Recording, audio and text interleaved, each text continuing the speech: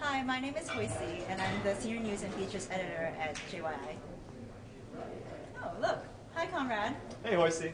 Hi, my name is Konrad, and I'm the Editor-in-Chief of JYI. So, Hoisey, tell me a little bit about your research.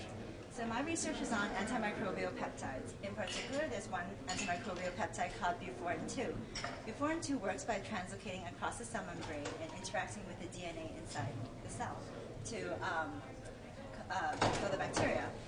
Based on buforin, we came up with 3 design peptides called DES1, DES2, and DES3. So my first question was, do these design peptides have antimicrobial properties? So the way that I did that was I basically had a plate full of bacteria, I added some peptide in, and I tried to see whether the peptide would kill the bacteria. And indeed, this was the case. My next question was, do these design peptides kill the bacteria via a mechanism that's similar to buforin or not? So the way I did that was through an absorbance versus time graph here. And I basically compared the trend that I saw for the design peptides with buforin. And I saw that actually they did have a similar mechanism of action as buforin. My next question was, we noticed that there was a slight increase in absorbance before a decrease. And this was unexpected because we expected that as the bacteria died, the absorbance should decrease. However, there was a slight increase.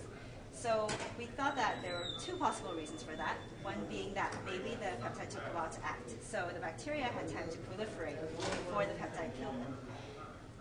The other hypothesis is that maybe the peptide induced some morphological change in the bacteria. So the bacteria scattered more light than usual, causing a slight increase in absorbance.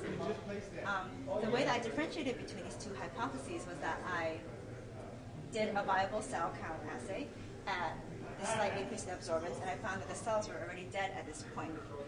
So this made me think more about the morphological changes that were being induced. And actually, this was found in by another group doing work on another antimicrobial peptide called indolycidin.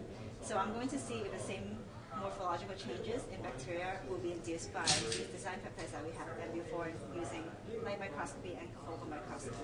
Wow, that sounds really interesting. You should think about publishing that in the Journal of Investigators. Will do.